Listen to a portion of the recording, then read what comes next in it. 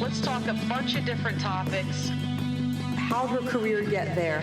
This is a podcast with Lauren Asghari. Hey, everybody. Thank you for listening. Hit that like button, leave a positive comment, or hit subscribe to get alerted when new episodes drop. All of this will help keep the project going. Thank you for your support and enjoy the episode. This is the Lauren Asghari podcast, How'd Her Career Get There? And my guest today is Kelsey Nicole Nelson, who has a very impressive background. We were just talking about it. Well, she wasn't talking about it. I was talking about how impressive it was. So let me run through it and then we'll welcome Kelsey to the show. She is an award-winning sports broadcaster with Fox Sports Radio, host for the Atlantic 10 Conference, and a talent on MLBBro.com. She's also a lecturer at George Washington University, a founder and executive producer of Listen In With KNN podcast, a 2025 Daily Record Top 100 Woman recipient, and a 50 Top Influential Women of the 2025 Black Excellence Awards. She also sits on several boards across various organizations. So, Kelsey, welcome to the show. Awesome. Thank you so much for that kind introduction, Lauren. I'm so excited to be here with you and just applaud you as well for all that you have accomplished and all that you've done. So excited to get into the conversation. Excellent. Well, let's jump right into it. Let's start. I always like to kind of let the guests kind of give a present day, maybe overview of the things that they do, and then we'll kind of get in our time machine and go back to Kelsey to talk about her career and when she was younger. So if you were to kind of summarize the work that you do now, how would you summarize that? I might have the craziest schedule to summarize because no one understands it but me, but it's okay because I'm the one that needs to understand it, Lauren. Essentially, my day, no day is the same. A lot of my days are, planning for TV or radio appearances. So that can include anything locally here in the DMV area. I go on Fox 5 DC a lot. That's where a lot of people get to see me locally. And that can be as far as appearing on like Spectrum News and talking about, the latest in college football or the NFL. I do a lot of public speaking as well. So a lot of emails going back and forth. I am my own manager, agent, every title that you can have. I do it myself, essentially. So I'm the one doing the planning, doing the contract talks, sending the invoices, Lauren. So that's honestly a lot of my day as well. I do a lot of communications consulting with my company, Cryption. So I have a lot of talks with nonprofit leaders, CEOs, and things like that to find ways that we can collaborate. And then honestly, I do love networking events. A lot of my evenings, I'm outside. I'm in the streets, but in a good way in the streets. At events, meeting people, and, just finding ways to collaborate. Because I think DC, the DMV is such a, collaborative networking city. And so that's been great. And then since I do sit on boards, I do have a lot of board meetings. So I am that person that sometimes has to step out during other events to join a board call or a board meeting. And then probably just the last thing, honestly, I spend a lot of time mentoring and students. So right now is a lot of recommendation letters that I'm writing. So I've loved that some of my students who actually weren't journalism majors now want me to write recommendation letters for them to officially switch into the major, kind of finding their love for journalism. So of course, that's been amazing. I love spending that time, my interns, writing some recommendation letters for them as well, because I want them, I have my grow and glow theory. I want them to continue to grow and glow in this field.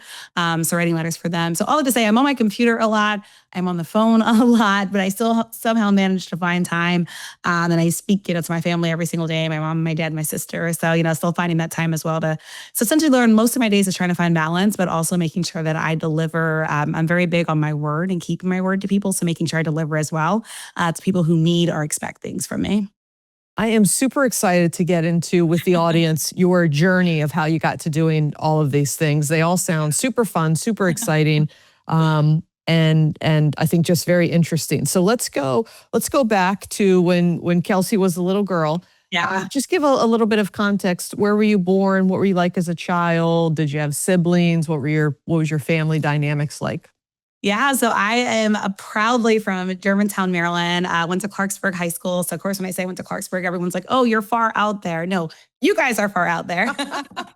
I absolutely loved growing up. I'm a true Moco girl. I try to describe like Germantown, Clarksburg area is so like different and unique. Like it's a suburb, but like I knew people who had farms and cornfields, right?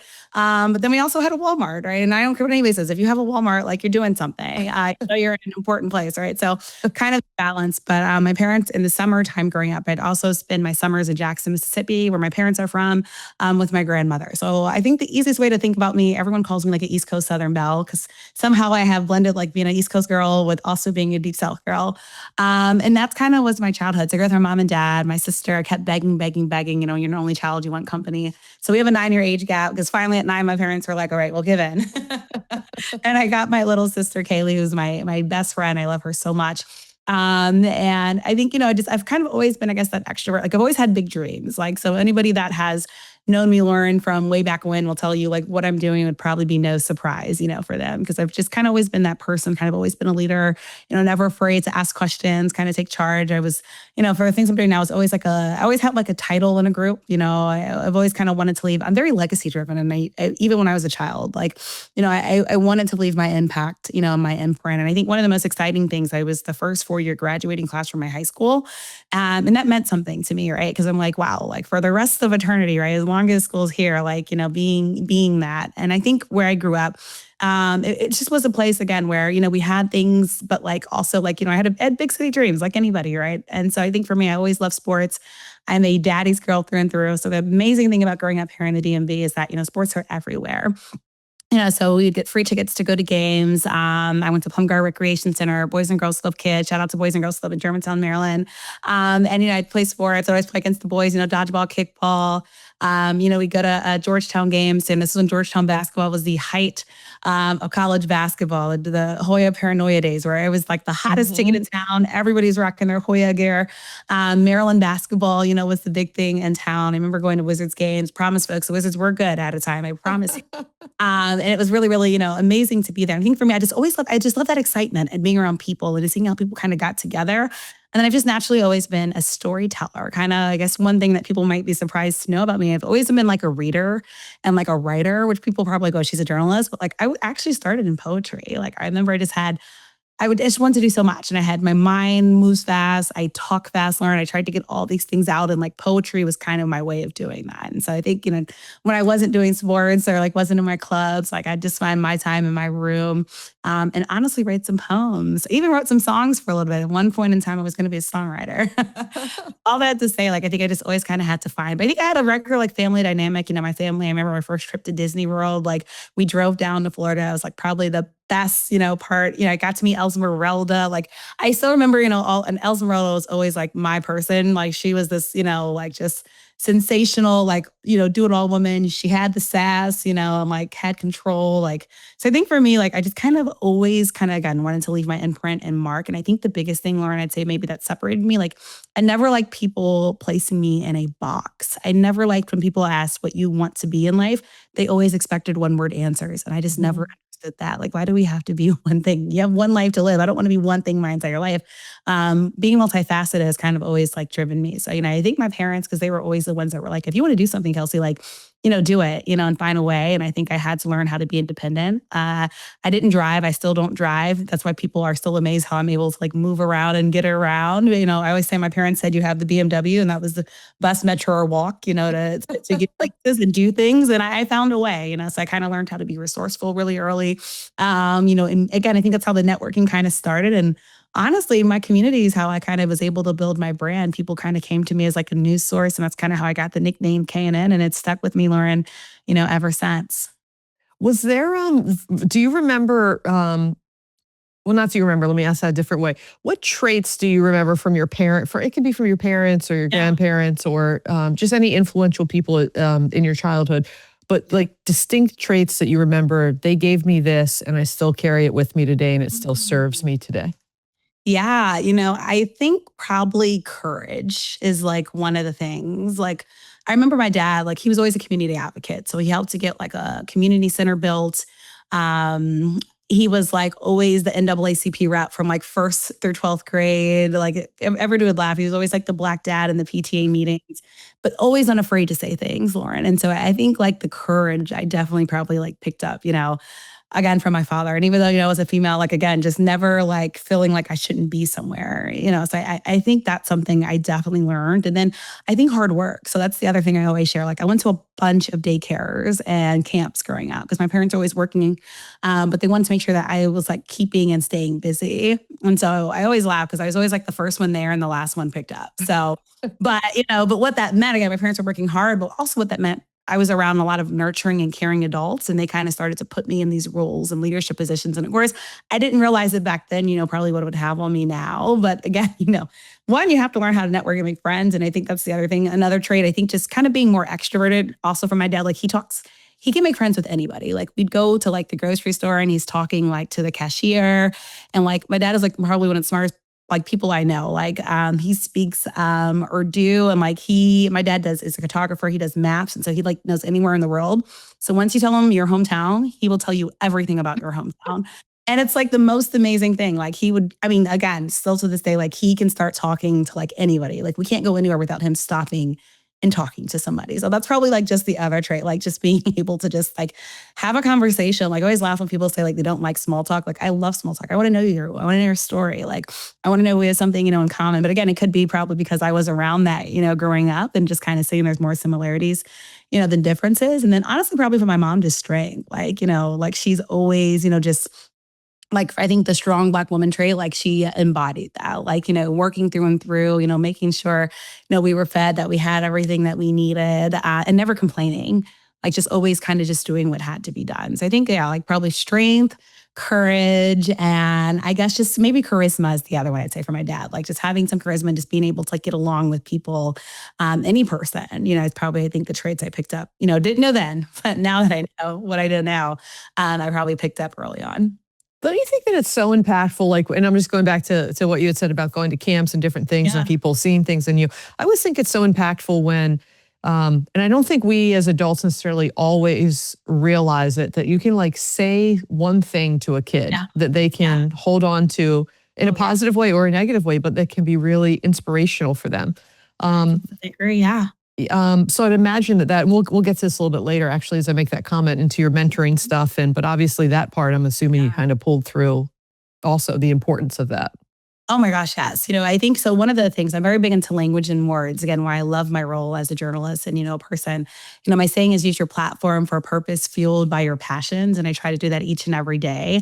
But, I remember when I was a kid, we were always called like at-risk youth. And I'm one of those people that, always thought that had a negative connotation. And I think you're already kind of setting a bar or parameter for what you think a child would be. And so now when I talk to kids, or now when people use that language, I say, tell the young people that they're at risk of greatness. We don't know what they're going to do, what they're going to be, but that positive affirmation, I think, is something. And so again, kind of always hearing that, when I was a kid and just like, thinking again, people trying to put you in that box, being able to turn that around, very big into like, I remember every no, Lauren, that I heard in my life. And I've always been a person, again, I tell this to young people, I always turned the word no around and said that, and I'm a woman of faith, that God was putting me on to something else.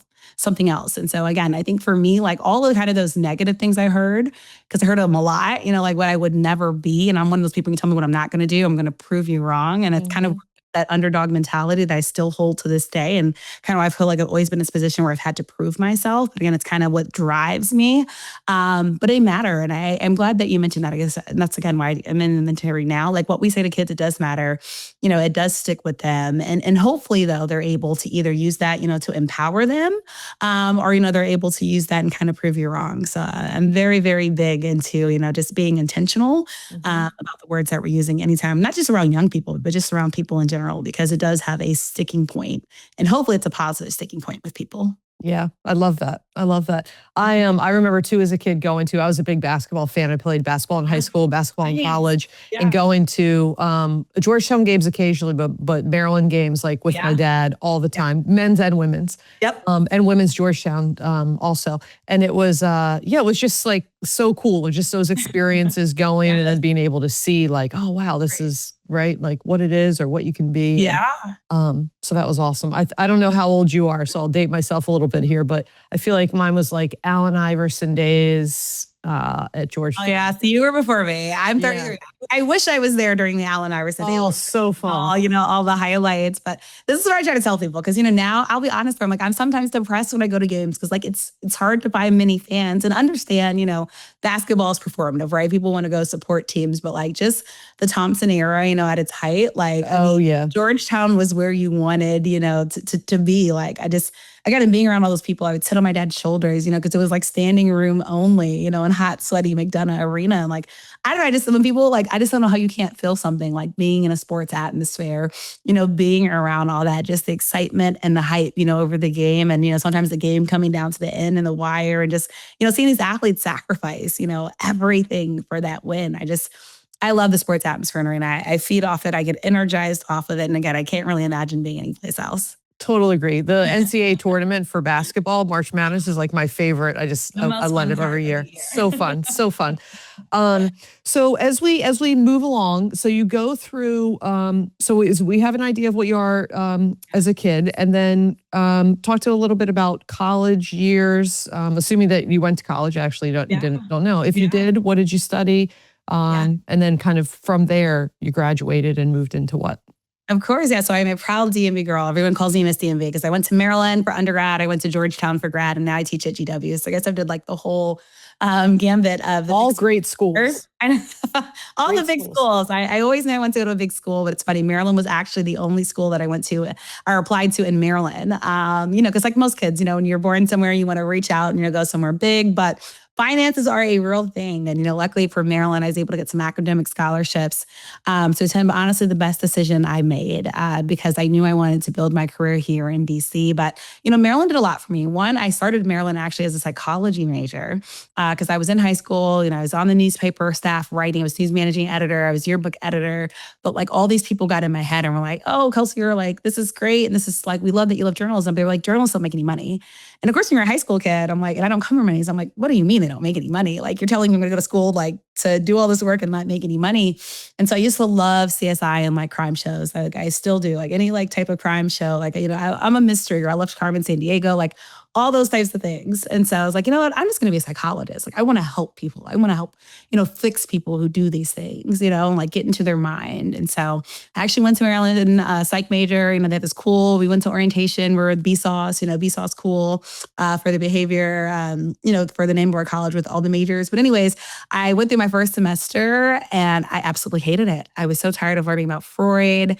And then they said like later on, we're going to have to do these experiments with like mice. And I'm just like, this is not what I signed up for. I did not know all of this stuff. And I'm like, if I hear any more thing about the Freudian theory, like Freud, obviously great person that contributed a lot to society, but just, it was not for me. And so I remember going to my advisor and, like trying to, tough it out, stick it out, because that's what I learned. And then I remember going back at the end of that year and just being like, okay, I've got to switch. Like, I just don't think I can go through. And so I ended up switching to the journalism major. And I kind of tell people, the rest is history. Like, so that's kind of why I was a December grad from Maryland. Shout out to all the winter grads. I had to do an extra semester because I switched majors.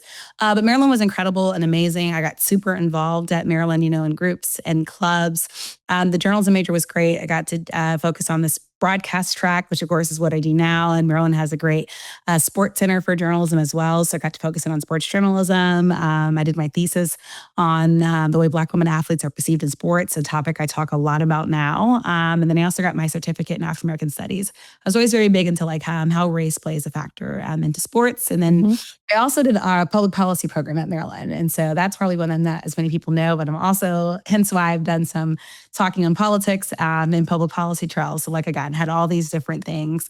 I graduated Maryland, apply like most people to jobs, Lauren, and I'm like seeing all these small towns I've never heard of. And again, remember folks, I don't drive. So I'm like, how in the world am I going to survive in like a small town? And then how am I going to get my way back to DC? So I was freelancing essentially, started like doing freelance television, started doing like communications freelancing after college again, just to get some money because I did not have those parents that were like, oh, you can come stay here and just figure it out. Like this was great. You got a degree, you need a job.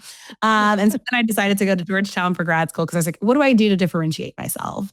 And so Georgetown was absolutely amazing. I did their sports industry management program and concentrated in like PR, comms, digital marketing, and learned the business side of sports. And I'm so grateful that I did that. So I think for me, like the school side was great because obviously like Maryland's a top 10 journalism school. Georgetown, not much else to say. It's Georgetown. They have a great sports industry management program. We learned from professors. Like I had professors that taught, worked for the Ravens and the Wizards, all these different professors, from the NFLPA, like all these different professors that worked in the field. I did a bunch of internships in college. I did about 15 in undergrad, Lauren, which no one should ever do. But again, wow. That person, but in all types of fields. So I did everything from, there's a site called publicsquare.net where I would moderate debates between like lobbyists and like politicians. And so that helped me with my hosting skills, right? Knowing how to chime in politely and like kind of knowing how to use a clock, to moving to Charlotte for a summer and interning for NASCAR in undergrad through the diversity program. To intern, then I would do a lot of football camps in the summer too. So I remember Steve Smith used to do one at Fort Belvoir. I was always active and like trying to be around. And then at Georgetown, I interned for their athletics department. I worked in their annual fund, so I actually got to work with Georgetown donors. Sales is something so important. I actually did another sales internship when undergrad too. It's so funny because there are people now and they're like, oh, I hate sales. I never want to do sales. But like sales is like such an important part of your life that you'll have to. Yeah. Especially me as an entrepreneur, freelancer, like I essentially am selling myself every day. I always tell people I treat every day like an audition. So all that to say, I am so grateful for all the skills that I learned. I go back often and talk at the schools to students. Maryland, it's fun. I wasn't a business major, but I talk at the business school. It's about being an entrepreneur and skills I learned, from Maryland. At Georgetown, I was a capstone advisor, so advising grad students. And so I think for me, like, I loved my university so much and so grateful. Also the long-term friendships that I was able to build. And also like the forge and bonds that I built in colleagues, right, that I see today. I'm just forever grateful. So it's always go Terps, go Hoyas, and always the Turtle. But both of them have had such strong, I think, foundations on the work that I've done. And obviously just both have great alumni networks as well that have truly and incredibly have supported me. How do you take all of that experience or networking or people that you're meeting? Like if you're speaking today to the person out there that's listening that is like, man, I want to do what Kelsey's doing. I'm interested in broadcasting. I'm interested in sports. I'm interested in journalism. Like, how do they take it from, okay, I'm a student at the University of Maryland, to earning an opportunity to then delivering on that opportunity? Yeah. So, every new year, people make resolutions. And for me, every new year, I choose a word that is kind of be my guiding light. And so this year, Lauren, for me was intentionality. Intentionality is very important to me. So I always tell people, like, do something, but have a plan with what you do with it. And if you're going to do something, do it to the best of your ability. Like, so when I tell people, like, I don't want people to be impressed that I had 15 internships, because if I had 15 internships and I was bad at all of them, that doesn't do anything for me. If I had 15 internships and I wasn't able to get a recommendation letter for any one of them, that doesn't do anything for me. So I think, and whatever you do, be intentional and have a plan, for it. Like most of my starting jobs were unpaid. So, I laugh now because I'm like, I literally would pay, obviously, to take the metro down to these jobs to not make any money to come back home. So literally I was, but again, I knew they were intentionally going to help me to build my career, intentionally help me to build my brand. And so kind of what I've had to intentionally do this year is learn what to say yes to and what to say no to. I don't need to be in every room. I need to be in the right rooms. And so again, you have to, think about your plan, think about your goals. I know what I'm trying to reach this year. I know what I'm trying to reach in my lifetime. For me, again, legacy driven, trying to build generational wealth, and set not just myself up, but my future generations and my family up for success. So I say all that to say, like, whatever you're doing, make sure that it's geared toward your plan. Like for me, every job or role I've had has enabled me to be seen as like an expert in both journalism and communications, and in a place where most people tell you can't do both. They're like, how do you do both? But again, very intentional in those roles. I also know, like, when I meet people, I'm intentionally going to follow up with them. Like once I meet somebody, we're going to stay connected somehow. Me and Lauren, if we're not connected now on social media, somewhere we are going to be, because I want to make sure after this conversation, that we're able to follow each other and support each other. And so whether that's on LinkedIn or Instagram, or even if it's through email, because I meet people who aren't on social media, like intentionally wanting to follow up. So I would just say that. I'd say, like, it doesn't have to be intentionality, but for me, that's what's important. But I just to make sure everything that you're doing is somehow geared towards whatever goal or goals, that you have in life or for this year, I think would probably be my biggest piece of advice. I love that so much. And it's so funny that you say that, because literally 2 days ago, I'm talking to my daughter. My husband and I have two girls, a 12-year-old and an 8-year-old. And literally the word intentional, and be intentional. Like whatever it is that you're doing. Like I always look at it as like, you're going to go through life anyway, right? You're going to age, you're going to you're going to be 16, then you're going to be 30, then you're going to be so on and so forth. So it's like, you might as well try to aim at something while you're going towards it. And if you get off course or you change, like, okay, but it's like, why not have a plan or do something with purpose if you're going to do something at all? And to your point, it's like no matter what it is, whether you want to do it, whether you don't like doing it, do it to the best of your ability, because that's also pushing your character. And it's like you're flexing that muscle of doing things that are uncomfortable or that are hard, so that the next time you can do them even more. So, I love that you said that. That really resonates with me. On the, let's say that we're talking to, similar type of profile that I just said, somebody who's maybe interested in getting into journalism early in their career. What do you attribute? You're obviously an extremely hard worker. I mean, I don't think that anybody that's listening to this episode can tell that, right? Highly energetic, highly personable. Yeah. How important is work ethic versus natural talent when it comes to accomplishing something? Yeah, I love this question. So I would say work ethic has been what separated me. Like people know, like, and I think again, it's part of the brand I tried to build. Like Kelsey, and I tell people that, like, I will outwork you, and I don't think that's a bad thing to say because I want this, And I always say I'm true to this, not new to this, and I mean that, with all sincerity.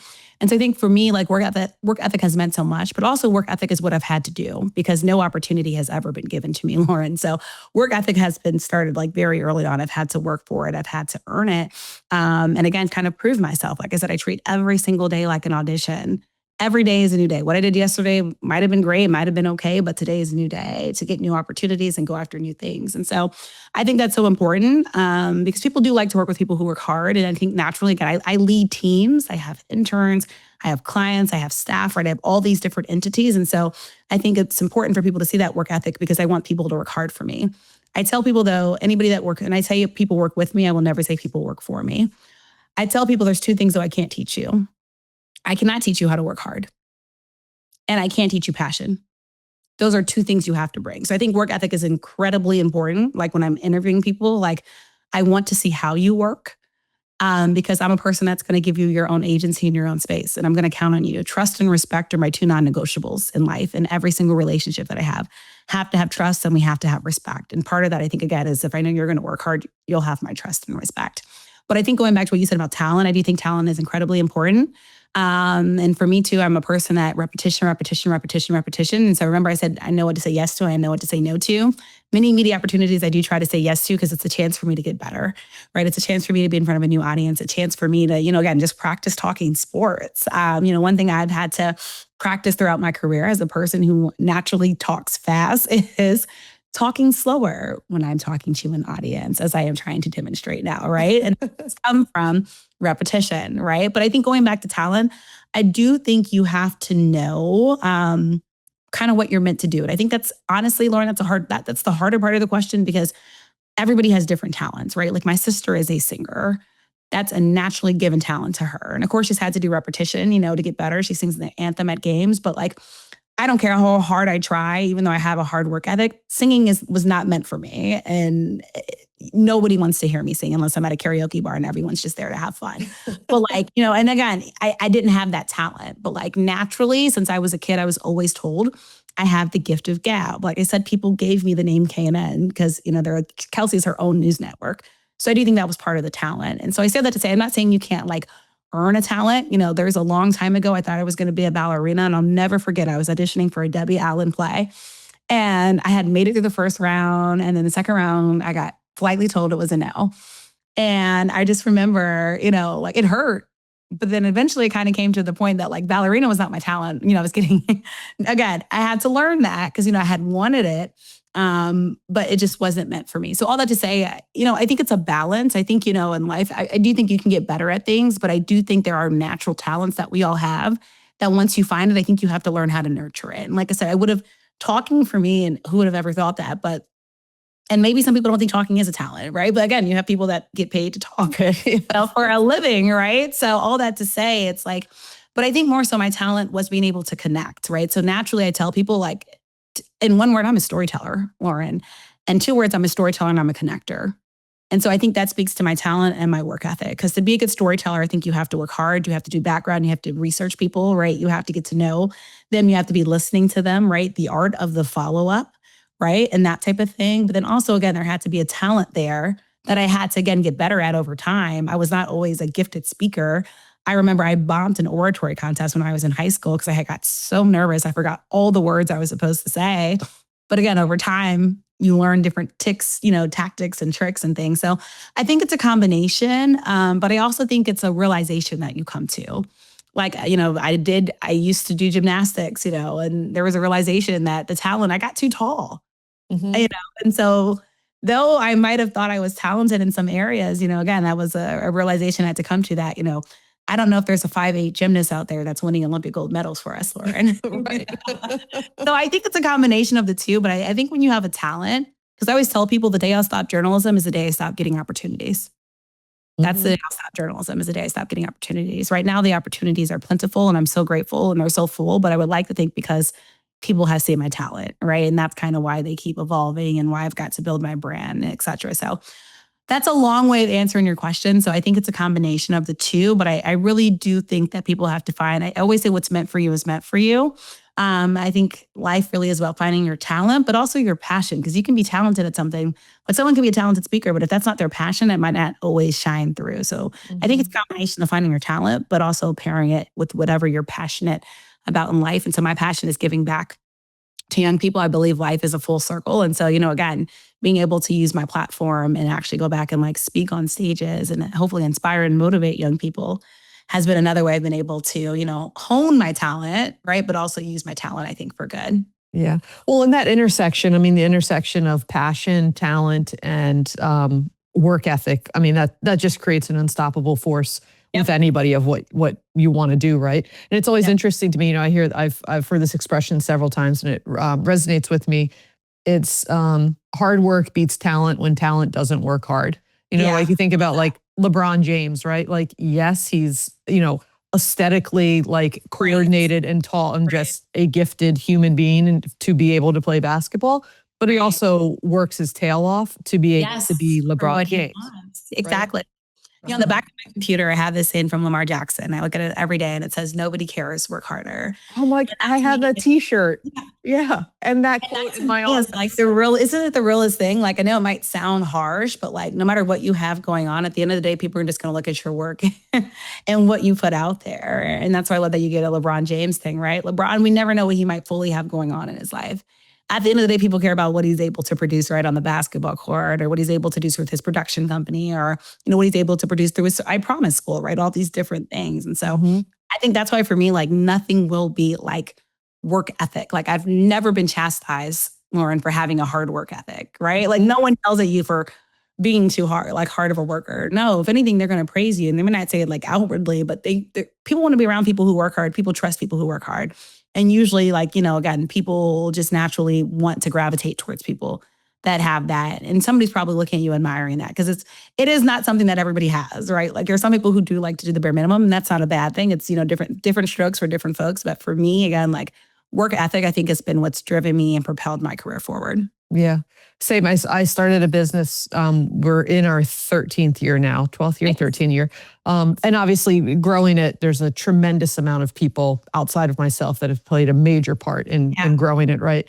But I just remember when I first started it, and I just thought, I can do this because I won't get outworked. It was that simple in my mind. It's a services business. So it's I won't get outworked. So even if I don't have the relationships or the network or whatever at this point in time, I can build those, right? And one foot in front of the other. But the work ethic piece always, I think, gives for me at least, a tremendous amount of confidence. Is I know I can always fall back to that, right? Exactly. So, it's like Survivor. I used to love watching Survivor. Outwit, outlast, outplay, right? Yeah, there you go. There you go. Mentality is, I think, just what needed to hopefully, help, again, propel you through life. Yep. What is the best part of your, I'll say job, but you have several of them. So just the best part of your, your career right now. What do you enjoy the most? What do you like about it? I think for me, it's always something new. Every time I have a dream, it's kind of I say, dream big, and then, God wants bigger. That's honestly been the most fascinating thing for me. So, just recently, this past weekend, I spoke at the Smithsonian National Museum of African American History and Culture. And that meant so much to me. It hadn't been one of my goals, but my goal is always to be better as a speaker. And I remember when they built that museum, and what it meant, just in terms of actually having this museum where my history, my culture was part of, and my family's history and culture. And, and it was so cool. They reached out to me for the speaking engagement. I think that's what I love, Lauren. I'm always given these opportunities that I could have never dreamt of. And it's like one of the coolest things I've ever done. Like, so I think for me, it's what I love. Like when I open my email inbox and, hear somebody, asking me to like do something. I'm asked now to do a lot of conferences and speak to like, different career fields that I've never touched, Lauren. Like, I think I'm speaking to administrators coming up, like and it's like, wow, so all that to say, I think that's what the coolest part of my job is that people don't place me in a box. And even though sports has been my platform and vehicle, I just get opportunities to do different things. But like I said, it's just like, it's been amazing. I've spoken at everywhere from the National Press Club to Arena Stage, like I said, the African American Museum.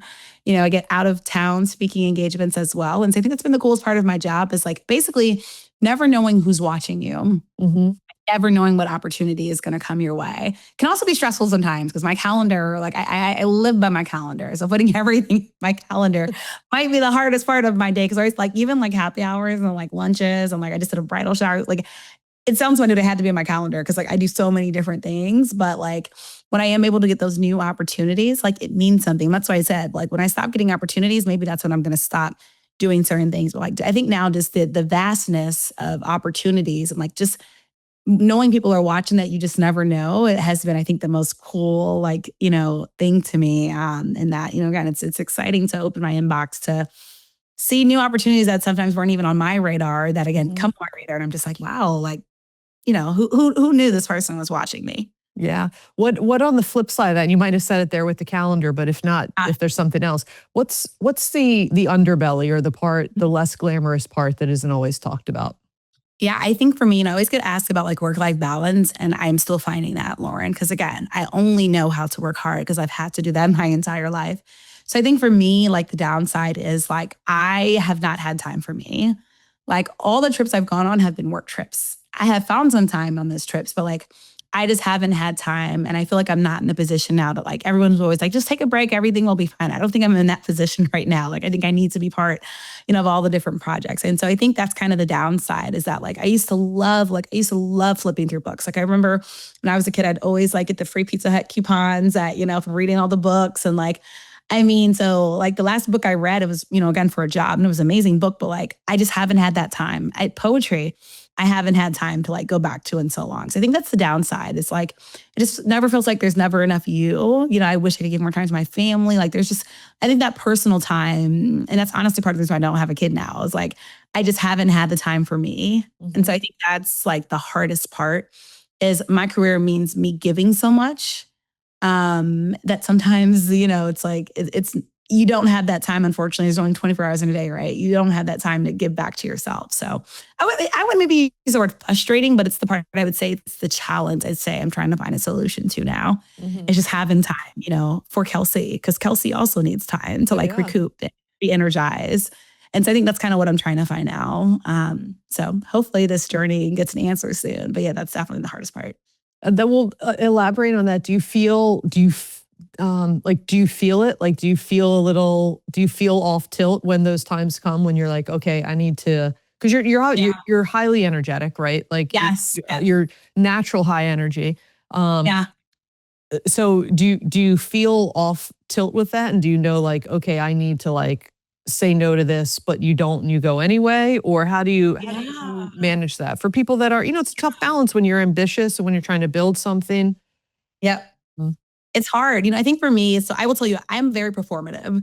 So like, meaning like, I'm one of those people, like all the nerves and everything that I might have for an event, all the worries and stuff. Once I step onto stage or once I'm like on a platform, it goes away. And I'm so grateful like that my body is like that. So like meaning like none of that impacts me. So like, people always ask me about burnout and things. I don't have burnout. Obviously, I get tired. Like when I sleep, I'm in a deep REM sleep. Like I'm sleep. And so I wake up, like my body knows it needs that time. I think if anything, maybe sometimes I do feel guilty, but I think so what I do to try to do is give myself an hour every day that's like just for me. And I'm one of those people, like I pop into music and there's a song for everything like that just kind of gets me going, or I'll go for a walk in my community or neighborhood. So I think that's kind of how I've been able to find the balance. But I just think right now, because I do want to achieve my dream so bad, I wouldn't say like it's had an impact on me. And I don't know if that's for good or bad. Like I said, I'm just so driven right now. And I know I'm like so close to like achieving what I've wanted since I was a little girl. Like I guess that does give me the energy. Like what drives me, is the goals. I always share the quote, like, I remember reading A Raisin in the Sun, and I never wanted to know what happens to a dream deferred. Like for me, failure is my biggest fear. My failure is my biggest fear. Mm-hmm. And because failure is my biggest fear, I think it just means I'm always on, which might to some people be like, it must be tiring, but like for me, it's part of the goal, it's part of the dream, which means like, again, it's like I'm the locomotive that just, the engine won't shut off until I get there. Because that's when my body will finally find that comfort to be like, oh, okay, now we can relax. I think until then, and it's probably why I go to the chiropractor a lot and they feel my stress in my body. Because I place so much on myself. And like I said, I think because I'm the oldest, because I'm like, I always say, I always say I'm my ancestors' dream, because I know what my family has, because I know what like people before me have sacrificed. Like for me, I just, I think about like being a Black woman, to be honest with you. Like for me, I guess I always say like you should give yourself grace and space, but it's hard to give that to myself because there's been so many people that came before me that have sacrificed for me to be here.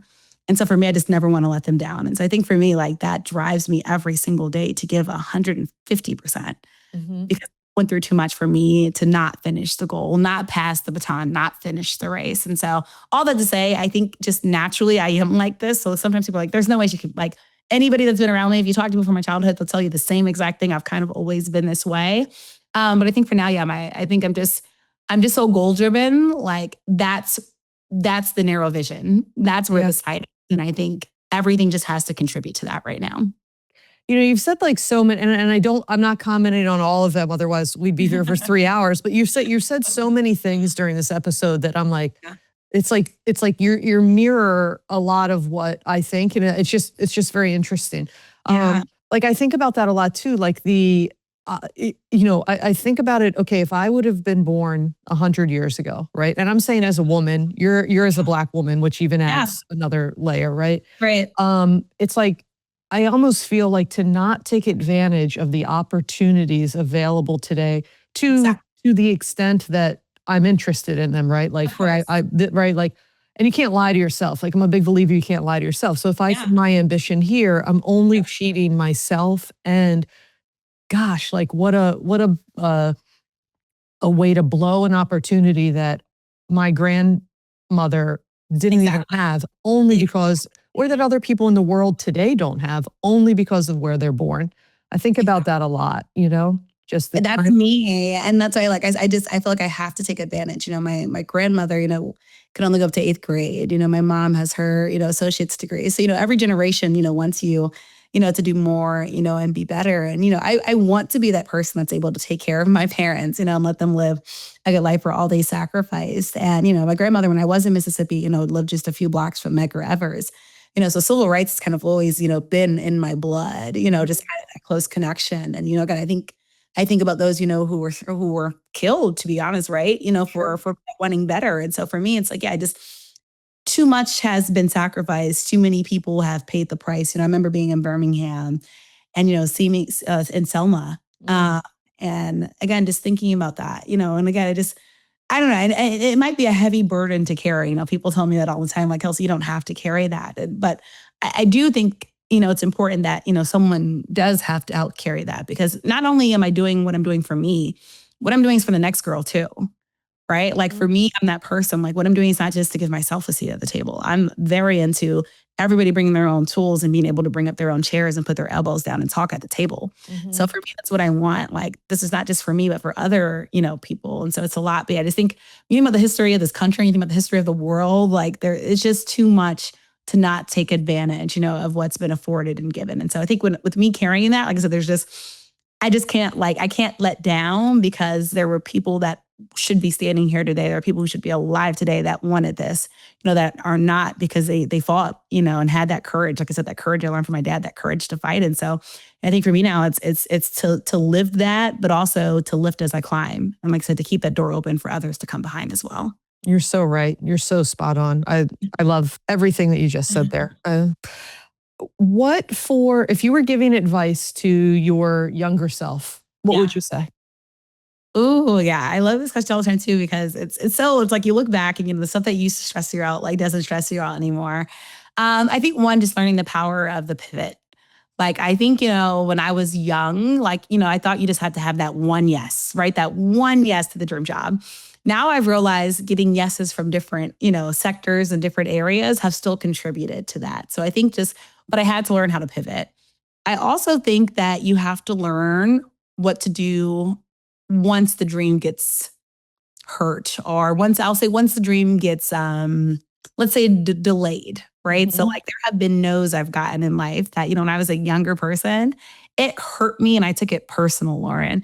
I have learned now to not take things personal. Like I said, I turn every no to the word on, and it means putting me on to something else. Because I used to carry that. And like, I would feel like the biggest failure in my room. I go upstairs, I cry in my room, have my pout.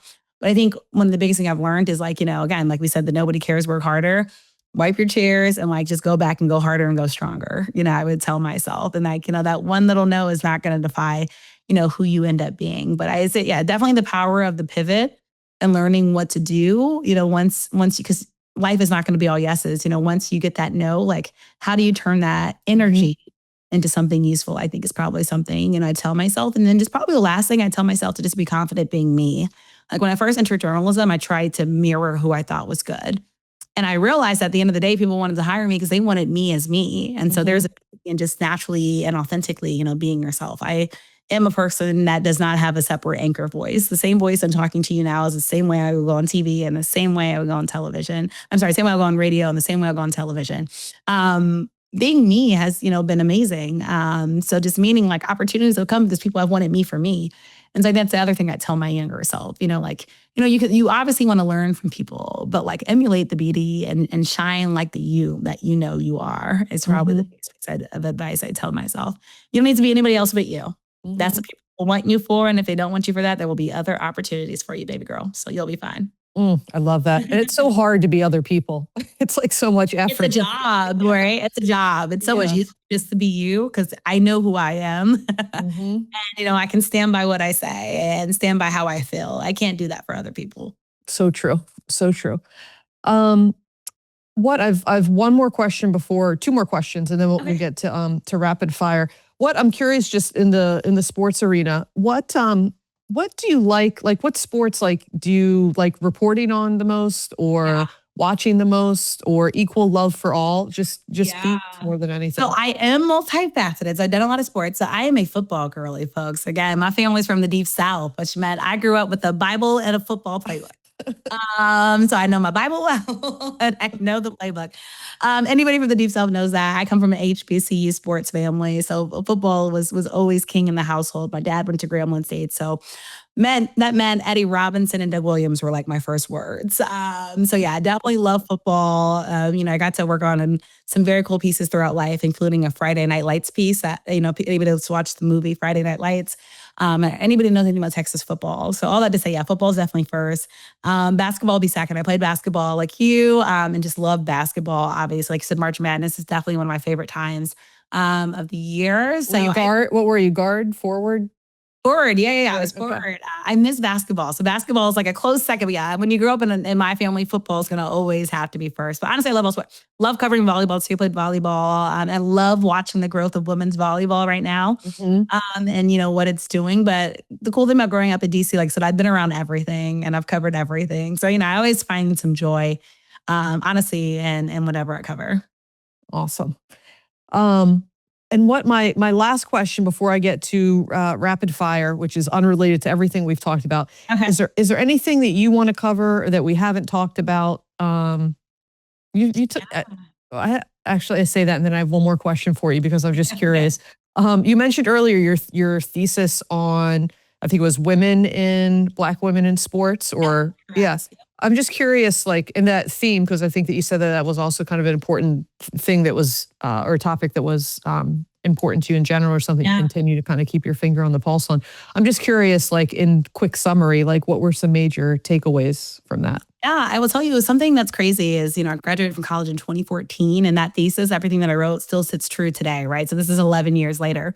I think really when it came to mind is when Brittany Griner and the whole of her being detained in Russia. I think because there were so many different dynamics there that I had talked about in my paper. And so I had really looked at it through the lens of the WNBA. And so you have Brittany Griner, a tall, Black woman who identified as gay in a country where that was not the norm, right? And so you have all these different dynamics kind of coming into play.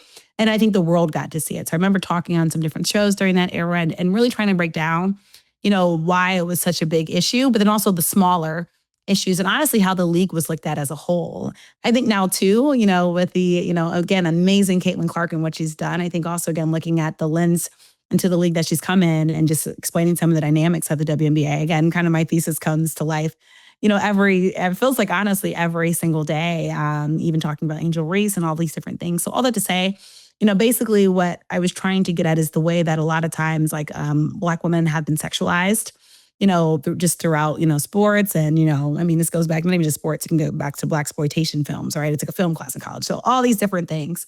But just how media, the language that we use, like, saying words like aggressive and things like that, the language that we use, why it matters and how we describe them, because how they're perceived and how that can impact them from a, social standpoint, from a financial standpoint, and many different factors. So like I said, it's funny you asked me that question because like I said, I think about it all the time because many things in that paper still stand very true till this day. And it's almost scary though at the same time, that like, we haven't progressed in the way that I wish we would have progressed. But it's kind of why I put my own onus to, speak on things and make sure I highlight and call out things, that I think, kind of need, to be addressed, like I said. So it's been very interesting. Even I just did the talk with Jane Kennedy, first Black woman, on NFL Today on CBS and what she was as a pioneer and, reading her book kind of felt the same way. She talked on so many different things, Lauren, that like, unfortunately, still haven't changed today. So it was like we had so many things in common, right? 33 and 73. You see this big generational gap, but also just so many things that still exist today. So again, we've made progress, but it's also kind of scary sometimes too, just like the work that still needs to be done. But again, that's why I feel like I have to use my platform for a purpose, fueled by my passions. And again, why I don't take lightly my responsibility with the microphone. Yeah. Well, and you said it earlier too. I mean, if I were to put a bow on what you just said there, words matter, right? I mean, in terms of how we talk about people. Yep. Yep, absolutely. All right, last question before we get to rapid fire. How do you define success? Ooh, success. This is one honestly I ask myself all the time. So this takes me back to my senior high school yearbook quote that, yes, I still remember. And it's what we do in life echoes in eternity. And I took that. If any 300 fans probably remember that quote. Also love Roman and war movies outside it. But I'm a scary movie girl. But I like that because for me, legacy is success. So honestly, for me, Lauren, I don't know if I will define success in my lifetime. Again, because I'm so high achieving. I want to do so many different things. One of the downfalls of me is that I don't know if I ever really celebrate like the wins because I'm always kind of thinking about the next thing. But I will say success for me, like maybe in a small sense, like being able to launch the first ever sports writing class at George Washington, a school that has predominantly been politically focused, like that for me is part of the success legacy. That's something that, I'll always have a stamp on, always have a bow on. And like just knowing too that like there were students in my class that now want to switch into sports media because of it, like I'll count that as success. Being the first woman to go host the Sam Lacey Pioneer Awards for the National Association of Black Journalists, I will count that as success because again, for me, that's like legacy. And again, eventually when, I'm going to be able to pass the baton and she won't have to be the first. So I think for me is like breaking the norms, breaking stereotypes. I think I define as success. But like I said, I think true success, I won't know until hopefully, when I'm long gone from this world, people talk about hopefully the legacy I leave, which success for me, I want to launch my foundation soon. When I get that off the ground, the KNN Foundation, I think that will be part of my success, being able to give back to the community, in which I come from and to give back to young people. The mentoring programs I have, making sure those mentees, going to college successfully, getting jobs successfully. So all that to say, I think I'm still learning the definition of success. I think I've had successful moments in life, but I still don't think I've reached that final success yet. What do you want your legacy to be? Like you get 2-3 sentences on a tombstone, obviously just to paint a visual, but not. Yeah. What do you want your legacy to be? I want to just remember as a good person, like a person that loved people. Like I really do, I do a do-good award. Like I just want to remember like Kelsey was good to people. Like some of the best messages I get sometimes are like from like ushers at arenas that remember me and like, say they retired now and just like how like a moment that we talked about, like they remember, like that means so much. I think just being a good person. And then too, I just want to remember like as a difference maker, like for me, I think we're put on, in life, for a purpose. And, the quote that sticks in my head a lot, if you're not part of the solution, you're part of the problem. So, I think for me, just being a difference maker. And then probably just the last thing is just being an advocate for women, being an advocate for Black women and standing on business, standing on what I believe in, will hopefully, what I'm hopefully remembered for. Well, I have no doubt that you will accomplish all of those things, and that will be your legacy. I think you're just too determined and too charismatic to not have that happen. So, I'm excited to see the rest of your journey. Oh, thank you. It means a lot. So I'm going to go to rapid fire before we wrap up. This is unrelated to anything that we talked about. Just first thing that comes to mind. Okay. All right. Brick or stone? Brick. Netflix or Hulu? Netflix. Go out or stay in? Oh, stay in. East, west? East. Okay. Sorry. No, you're good. You're good. Commanders or Ravens? Maryland girl, Ravens. Beach or ocean? Oh, beach. And last one, astronaut or deep sea diver? Astronaut. Sally K. Ride, elementary school, proud graduate. Oh, there you go. Nice. And the plug. Well, Kelsey, I enjoyed this so much. Is there anything, if people want to follow you or get in touch with you, what's the best way to do that or learn about what you're doing? Easiest way is my website, kelseynicolenelson.com. All the messages, like I said, they come to me. So feel free to message me there. Social media, The Real K Nelson, and then Facebook and LinkedIn, just Kelsey Nicole Nelson. I do try to get back to people as quickly, as I can. But I love connecting with people. Please bring opportunities my way. I love getting pitches from people. And if I can't do it, I will try to send it to somebody else who probably hopefully can.